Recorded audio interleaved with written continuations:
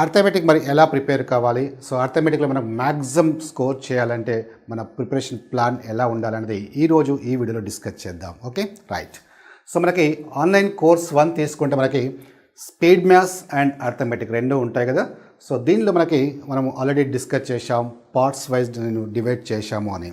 Okay, so మీరు apps purchase చేసిన వాళ్ళైనా లేదా అదర్స్ అయినా సరే, ఎవరైనా సరే ఆల్రెడీ కోచింగ్ తీసుకున్న వాళ్ళైనా లేదా ఇప్పుడే ప్రిపరేషన్ స్టార్ట్ చేసిన వాళ్ళైనా ఎవరైనా అర్థమెటిక్లో ఎక్కువ మార్క్స్ స్కోర్ చేయాలంటే ఆ ప్రిపరేషన్ ప్లాన్ ఎలా ఉండాలో చూద్దాం. ఓకే ఫ్రెండ్స్, తెలంగాణ రాష్ట్రంలో పోలీస్ కానిస్టేబుల్ మరియు ఎస్ఐ ఉద్యోగాలకు సంబంధించినటువంటి ఫుల్ కోర్స్ని, టీఎస్పీఎస్సీ గ్రూప్ 4 ఉద్యోగాలకు సంబంధించినటువంటి ఫుల్ కోర్స్ని తెలుగు విద్యార్థి యాప్ ద్వారా 3 months వ్యాలిటీతో కేవలం 299 రూపాయలకే అందించడం జరుగుతుంది.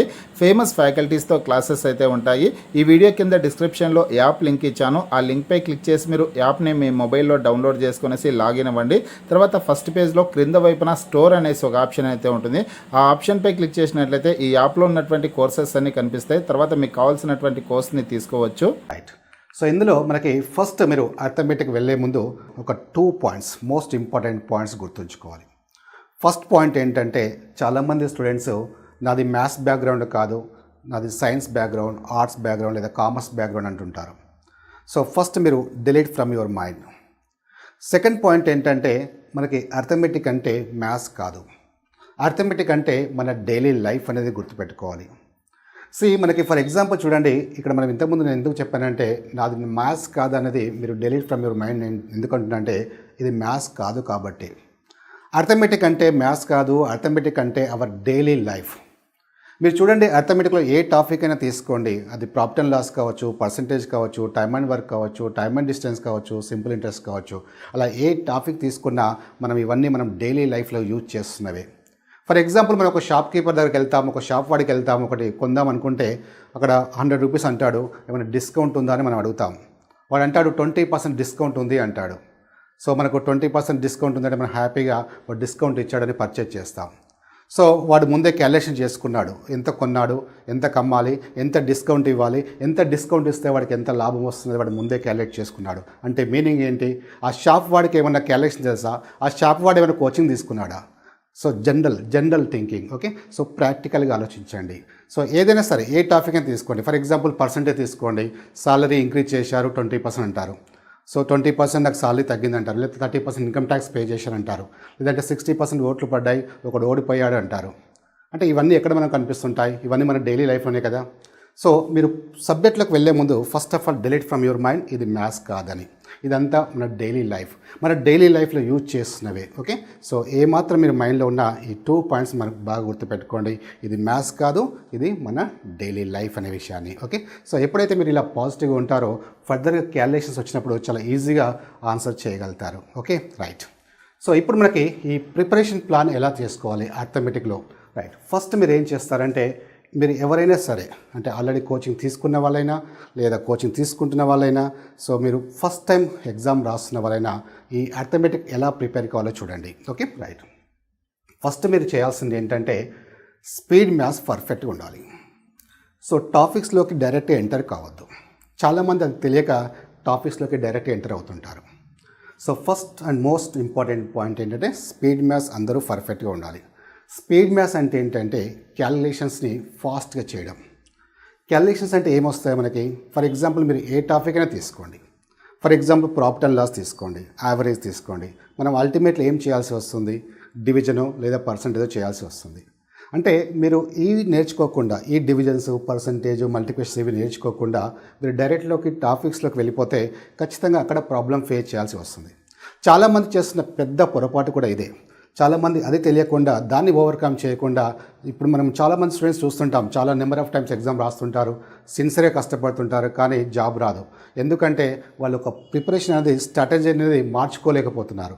సో అదే ఒకే వేలో వెళ్ళిపోవడం వల్ల సో వాళ్ళు ఎప్పటికీ సక్సెస్ కాలేకపోతున్నారు. సో ఇప్పుడు నేను చెప్పినట్టు ఫాలో కండి, ఖచ్చితంగా మీరు అర్థమెటిక్లో మ్యాక్సిమం స్కోర్ చేయగలుగుతారు. మీకు తెలుసు కాంపిటేటివ్ ఎగ్జామ్లో అర్థమెటిక్ యొక్క ఇంపార్టెన్స్.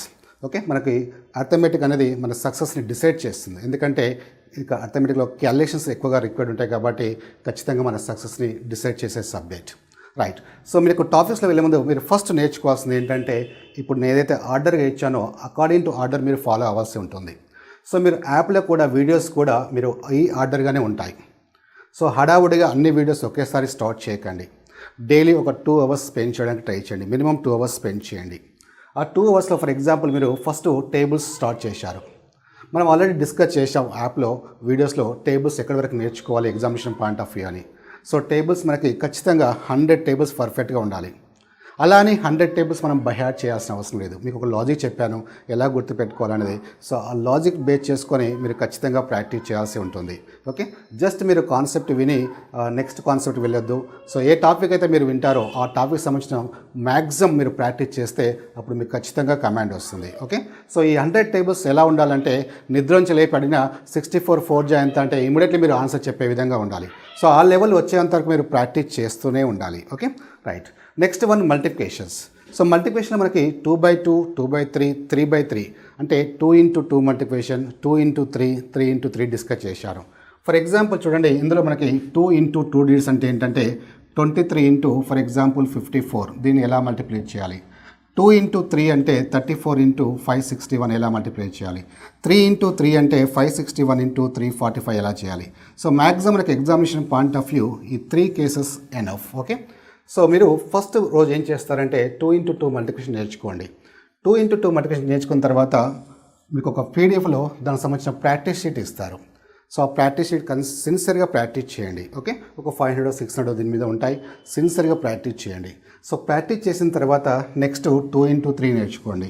మీకు షార్ట్ కట్ డిస్కస్ చేశాను. సింగిల్ స్టెప్లో ఎలా ఆన్సర్ చేయొచ్చో ఇవన్నీ మీకు షార్ట్ కట్స్లో డిస్కస్ చేశాను. సో తర్వాత దీనికి సంబంధించిన ఒక షీట్ ఉంటుంది పీడిఎఫ్లో. సో అది ప్రాక్టీస్ చేయండి. తర్వాత 3 into 3 మల్టిప్లికేషన్ ప్రాక్టీస్ చేయండి. ఓకే, సో అలా ఒక సిస్టమేటిక్గా ప్రాక్టీస్ చేయండి. అలాగే పర్సంటేజ్ కూడా మోస్ట్ ఇంపార్టెంట్. ఒక రకం చెప్పాలంటే అర్థమెటిక్ పర్సంటేజ్ అనేది మనకి హార్ట్ గుండె ఎలాంటిదో అర్థమెటిక్ కూడా పర్సంటేజ్ అలాంటిదే.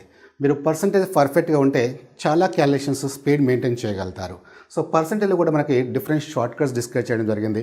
అంటే పర్సంటేజ్ ఎలా ఫైండ్ అవుట్ చేయాలి, పర్సెంట్లో డెసిమల్స్ ఎలా తీసుకోవాలి, పర్సెంట్లో మిస్సింగ్ వాల్యూస్ ఎలా ఫైండ్ అవుట్ చేయాలి. సో ఇలా different mind calculations most important అంటే మైండ్ క్యాలిక్యులేషన్స్ ఎలా చేయాలి పర్సెంట్లో డిస్కస్ చేశాం. సో మీరు అవన్నీ వీడియోస్ విన్న తర్వాత ఖచ్చితంగా దానికి సంబంధించిన ప్రాక్టీస్ షీట్స్ ఏవైతే ఉంటాయో సిన్సియర్గా ప్రాక్టీస్ చేయండి. Okay, right. ఫ్రెండ్స్, తెలంగాణ రాష్ట్రంలో ఎస్ఐ కానిస్టేబుల్ ఉద్యోగాలకు సంబంధించినటువంటి ఫుల్ కోర్స్ని తెలుగు విద్యార్థి యాప్ ద్వారా కేవలం 299 రూపాయలకే అందించడం జరుగుతోంది. అదేవిధంగా టీఎస్పీఎస్సీ గ్రూప్ 4 ఉద్యోగాలకు సంబంధించినటువంటి ఫుల్ కోర్స్ని కూడా కేవలం 299 రూపాయలకే అందించడం జరుగుతుంది. ఫ్రెండ్స్, ఈ వీడియో కింద డిస్క్రిప్షన్లో యాప్ లింక్ ఇచ్చాను. ఆ లింక్పై క్లిక్ చేసి మీరు యాప్ని మీ మొబైల్లో డౌన్లోడ్ చేసుకోండి. Next division. So division also one of the most important and dangerous topic కూడా. ఓకే, సో మీకు డివిజన్స్ కూడా సింగిల్ స్టెప్లో ఆన్సర్ ఎలా చేయాలో నేను డిస్కస్ చేశాను. కానీ మీకు చాలామంది ఏంటంటే ఈ స్పీడ్ మ్యాథ్స్ అంటే స్పెషల్ కేసెస్లో ఫర్ ఎగ్జాంపుల్ చూడండి, డివిజన్ అంటే 562 డివైడ్ బై 5 అంటే ఈ 5 ఉన్నప్పుడు ఎలా డివిజన్ చేయాలి, లేదంటే 625 డివైడ్ బై 25 ఇలా 25 ఉన్నప్పుడు ఎలా డివిజన్ చేయాలనేది ఇలా స్పెషల్ కేసెస్ మాత్రమే డిస్కస్ చేస్తారు. కానీ ఇది కాంపిటేటివ్ ఎగ్జామ్. సో ఆ 5 వస్తుందని గ్యారెంటీ లేదు కదా. మనం ఏది వచ్చినా ఆన్సర్ చేయగలగాలి. అంటే మీకు డివైడ్ బై 5 వస్తే ఎలా చేయాలని మాత్రమే చెప్తారు. దాన్ని స్పీడ్ మ్యాథ్స్ అంటారు చాలామంది. కానీ డివైడ్ బై 52 వస్తే ఎలా చేయాలని చాలామంది చెప్పరు.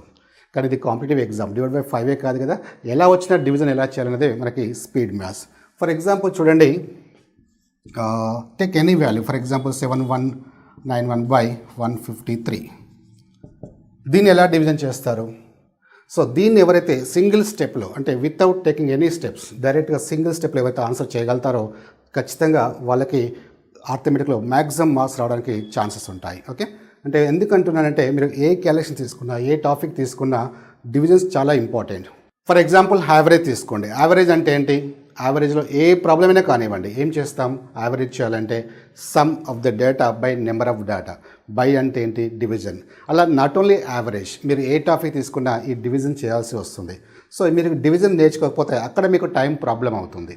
సో ఫర్ ఎగ్జాంపుల్ చూడండి, దీన్ని 71 by 91 by 153 15 4 still 19 107 15 7 that's it. Just ఇలా బై ఇన్స్పెక్షన్ సింగిల్ స్టెప్లో మీరు ఆన్సర్ చేయగలగాలి. ఇది ఎలా చేయాలనేది మీకు స్పీడ్ మ్యాథ్స్ క్లాస్లో డిస్కస్ చేశాం. సో మీరు మళ్ళీ చెప్తున్నాను, స్పీడ్ మ్యాథ్స్ క్లాసెస్ ఫస్ట్ ఈ డివిజన్ నేర్చుకున్న తర్వాత మీకు ఒక ప్రాక్టీస్ షీట్ ఇస్తారు, హ్యాండ్అవుట్ ఉంటుంది పీడిఎఫ్లో. అది సిన్సియర్గా ప్రాక్టీస్ చేయండి.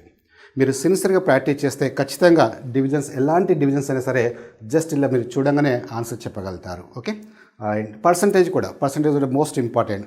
ఫర్ ఎగ్జాంపుల్ చూడండి, 34% ఆఫ్ 256 ఫర్ ఎగ్జాంపుల్. అంటే 256లో 34% ఎలా? జనరల్గా చాలామంది ఎలా చేస్తారు, షార్ట్ కట్ స్పీడ్ మ్యాథ్స్ అంటే ఎలా చేస్తారు? ఫర్ ఎగ్జాంపుల్ చూడండి, 15% ఆఫ్ 260 అనుకోండి. ఇలాంటి చిన్న చిన్న వాల్యూస్ ఈజీగా చేయగలుగుతాం. అంటే 260లో ఫస్ట్ 10% అనుకుంటాం, 26, మళ్ళీ 5%, 26లో ఆఫ్ 13, సో 26 + 13 ఇలా మనం ఆన్సర్ చేస్తుంటాం. బట్ ఇలా సింపుల్ వాల్యూస్కి మనం ఈజీగా ఎనలైజ్ చేయొచ్చు. But what about this value? So ఇలాంటి పెద్ద పెద్ద వాల్యూస్ వచ్చినప్పుడు అంత ఈజీగా ఎనలైజ్ చేయలేము. బట్ ఇలాంటి కేసులో కూడా మీరు సింగిల్ స్టెప్లో ఆన్సర్ తీసుకురావచ్చు. Okay, right. ఫర్ ఎగ్జాంపుల్ చూడండి, మేము ఆల్రెడీ డిస్కస్ చేశాను స్పీడ్ మ్యాథ్స్ క్లాస్లో, పర్సంటేజ్కి ఒక షార్ట్ కట్ చెప్పాను. సో డైరెక్ట్గా సింగిల్ స్టెప్లో మనం ఆన్సర్ ఎలా తీసుకురావచ్చు? సో జస్ట్ సింప్లీ మీరేం చెప్పాను, మల్టిప్లై చేయండి, 2 డిజిట్స్ డెసిమల్ పాయింట్ తీసుకురావని చెప్పాను. డైరెక్ట్గా మల్టిప్లై చేయండి. 4 6 = 24, 2 క్యారీ. ఓకే, 4 5 = 20, 18 38 + 40, 4 క్యారీ కదా, 8 15 23 + 4 27, 7. That's it. చూసారా ఎంత ఈజీగా మనం ఆన్సర్ చేయగలిగాము సెకండ్స్లో. ఓకే, క్యాలిక్యులేటర్ కంటే ఎక్కువ ఫాస్ట్ చేయగలుగుతున్నాం. క్యాలిక్యులేటర్లో కూడా మీకు అంత ఈజీగా ఆన్సర్ రాదు. See how you get the value in the calculator. You have to give the instruction to the calculator, then only you will get the answer, isn't it? For example, 34% of 256 కొట్ట చేయాలంటే మీరు ఖచ్చితంగా ఏం చేయాలి, 34/100 × 256 కొడితే కానీ answer రాదు. అది కొట్టేలోపే మీకు ఇక్కడ ఆన్సర్ వస్తుంది. So all this depends on practice. మీకు ఒక షార్ట్ కట్ చెప్పాను. Every concept, not only percentage, division, multiplication, మీరు చూశారో లేదో, అబ్జర్వ్ చేస్తున్నారో లేదో వీడియోస్లో, ఎవ్రీ సిచ్యువేషన్లో ఎక్కడ కూడా సెకండ్ స్టెప్ తీసుకోవట్లేదు, ఎక్కడ కూడా క్యారీ తీసుకోవట్లేదు, డైరెక్ట్గా మనం ఆన్సరే వేస్తున్నాం. మీరు కూడా అలా ఆన్సర్ వేయగలిగితే, అలా ప్రాక్టీస్ చేయగలిగితే ఫర్దర్గా టాపిక్స్లో, అర్థమెటిక్ టాపిక్స్లో ఎలాంటి క్వశ్చన్స్ అయినా సరే జస్ట్ సెకండ్స్లో ఆన్సర్ చేయగలుగుతారు. ఓకే, సో అలాగే మిగతా టాపిక్స్ కూడా squares, cubes, square roots, cube roots, fractions, ఇవన్నీ ఏవైతే స్పీడ్ మ్యాథ్స్ సంబంధించిన కాన్సెప్ట్స్ ఉన్నాయో అవన్నీ ప్రాక్టీస్ షీట్స్ ఇచ్చారు. సిన్సియర్గా ప్రాక్టీస్ చేయండి. సో అల్టిమేట్లీ కాన్సెప్ట్ ఏంటంటే, ఎనీ క్యాలిక్యులేషన్స్ సింగిల్ స్టెప్లో రావాలి. అది టార్గెట్ పెట్టుకోండి. ఖచ్చితంగా పాసిబుల్ అవుతుంది. మీకు చెప్పాను కూడా షార్ట్ కట్స్ ఎలా తీసుకొస్తామో సింగిల్ స్టెప్లో, జస్ట్ అది ఫాలో అవుతుంటండి. Okay, right. సో సిన్సియర్గా ఒక 5 days కావచ్చు, 1 week కావచ్చు, ఓన్లీ స్పీడ్ మ్యాథ్స్ మీదనే కాన్సన్ట్రేట్ చేయండి.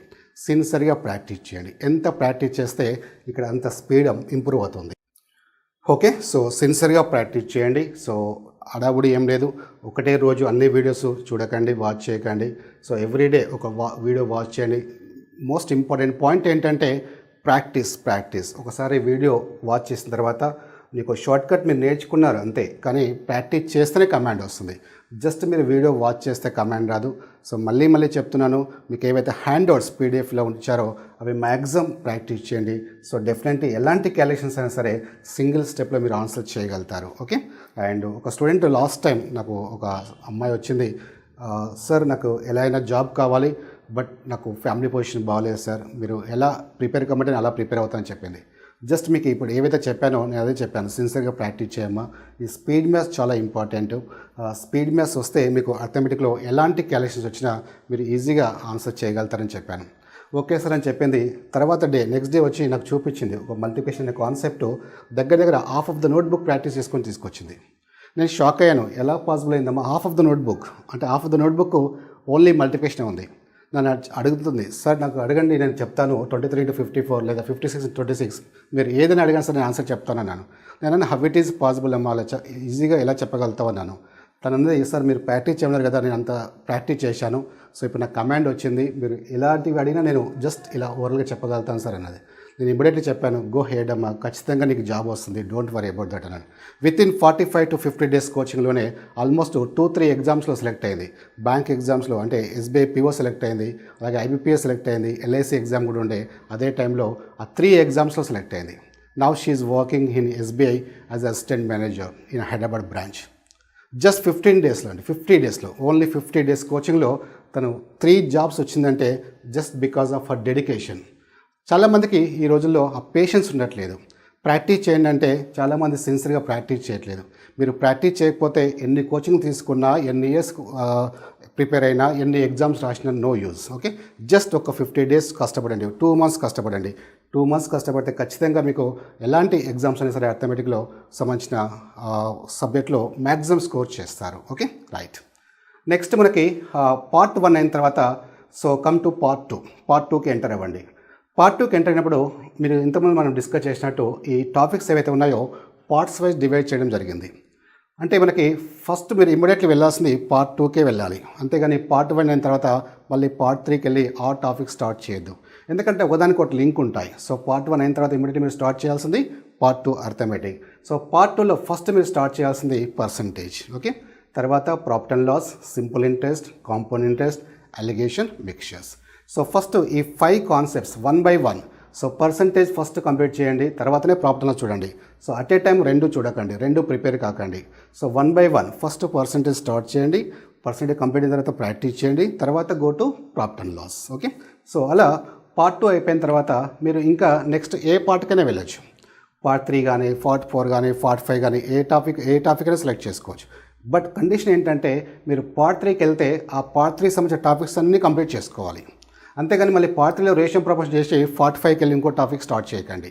అంటే ఏ పార్ట్కి సంబంధించిన కాన్సెప్ట్స్ ఉంటాయో ఆ కాన్సెప్ట్స్ కంప్లీట్ అయిన తర్వాతనే నెక్స్ట్ పార్ట్కి వెళ్ళండి.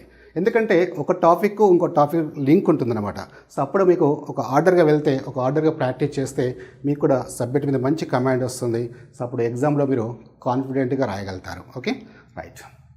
నెక్స్ట్ పార్ట్ 4కి వెళ్ళండి. Numbers and LCM and SCF. Next time and distance, problems and trains, boards and streams. అలా ఏవైతే మీకు ఆర్డర్గా ఇచ్చారో యాప్లో, సో ఆర్డర్ ప్రకారం ప్రిపేర్ అవ్వండి. Okay, right. సో బట్ ఒకటి గుర్తుపెట్టుకోండి, జస్ట్ మీరు వీడియోస్ వాచ్ చేస్తే మీకు సబ్జెక్ట్ మీద కమాండ్ రాదు. వీడియో వాచ్ చేసిన తర్వాత టెస్ట్లు రాస్తుండండి. సో ఖచ్చితంగా ఒక టాపిక్ కాగానే దానికి సంబంధించిన మీకు టెస్ట్ ఉంటుంది ఇక్కడ యాప్లో. సో ఖచ్చితంగా టెస్ట్ అటెంప్ట్ చేయండి. అప్పుడే మీ పర్ఫార్మెన్స్ అనేది మీరు అనలైజ్ చేసుకోగలుగుతారు. ఎక్కడ వీక్ ఉన్నారు, ఎక్కడ మీ స్ట్రెంత్ ఏంటి అనేది సెల్ఫ్ అనాలిసిస్ అనేది మోస్ట్ ఇంపార్టెంట్. సో అలా మీరు ఒక సిస్టమేటిక్గా ఈ కాన్సెప్ట్స్ అన్ని కవర్ చేసుకుంటే మెయిన్ ఎగ్జామ్లో మీరు ఎలాంటి క్వశ్చన్స్ వచ్చినా సరే ఈజీగా ఆన్సర్ చేయగలుగుతారు. Okay, so all the best. Thank you.